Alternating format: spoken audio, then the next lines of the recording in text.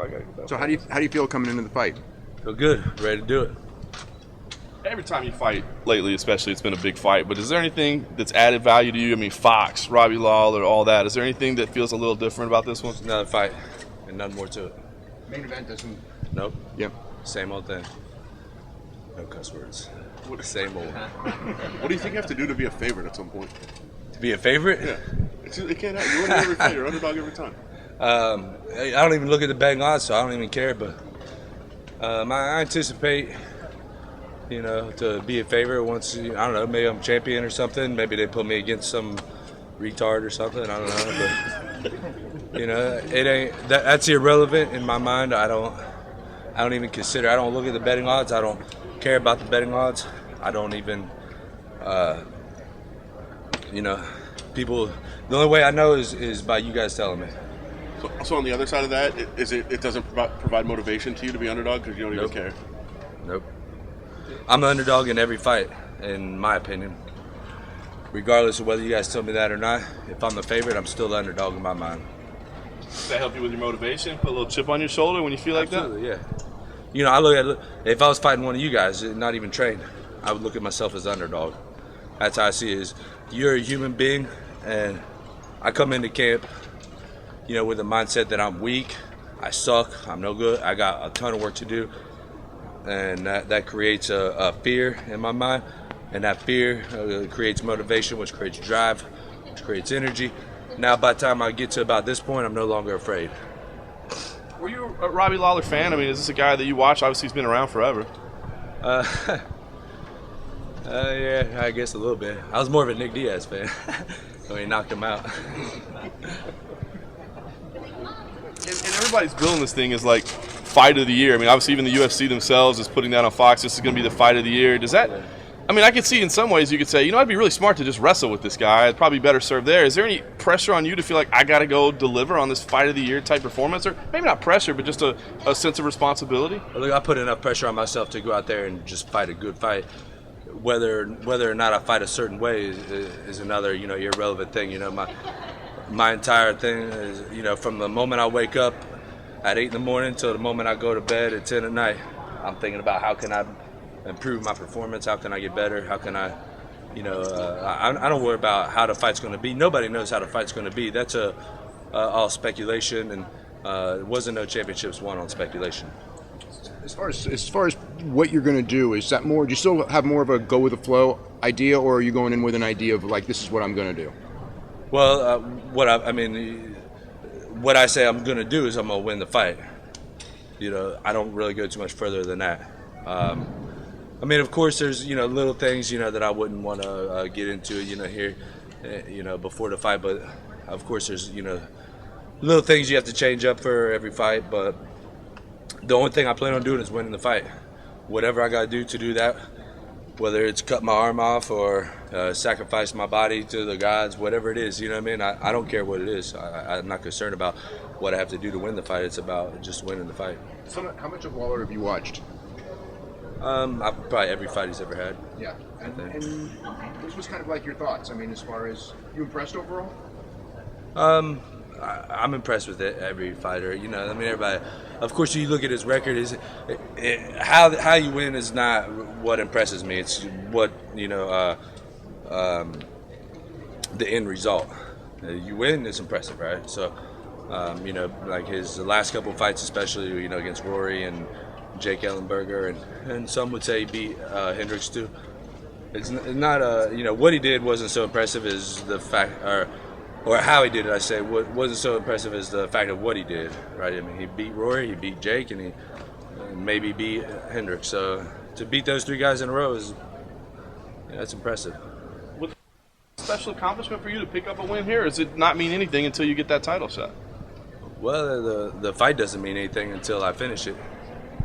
I'm not concerned about what how I'm going to feel after the fight, because I don't know. Who knows what's going to happen in the fight? So one task at a time.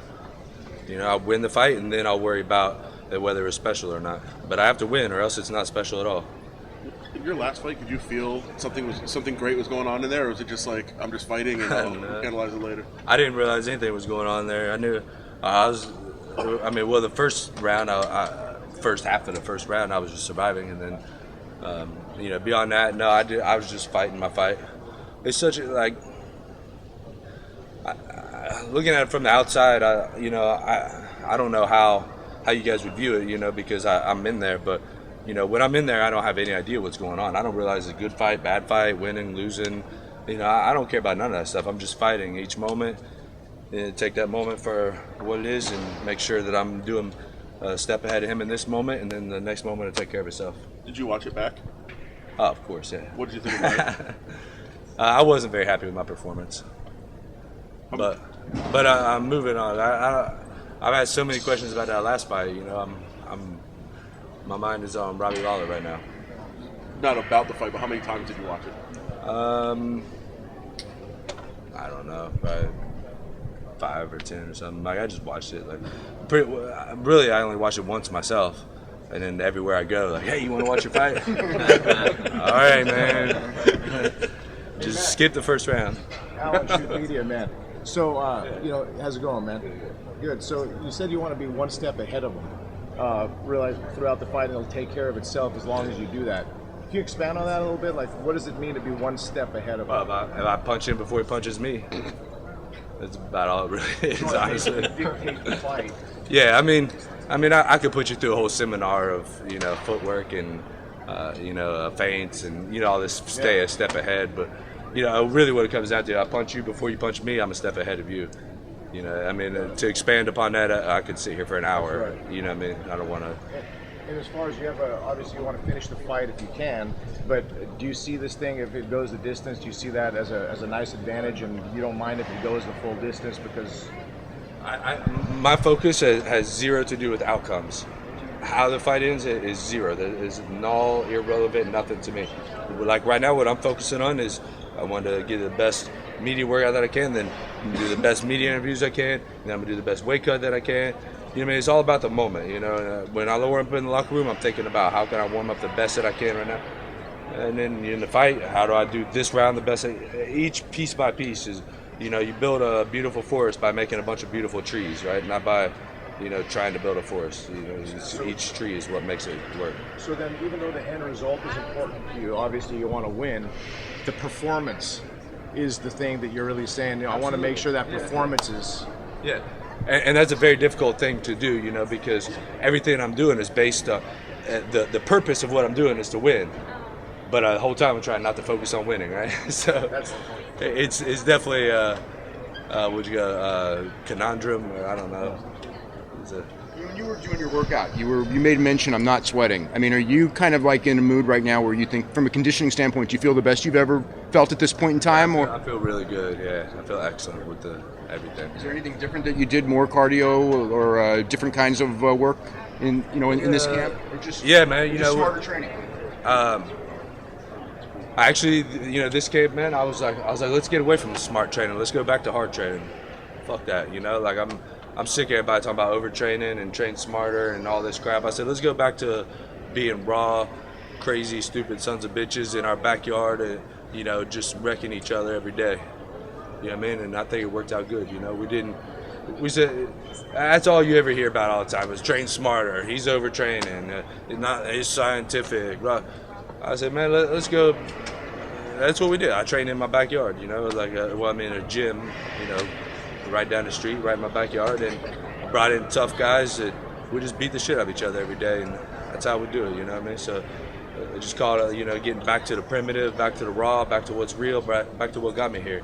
Forget about all the details, man.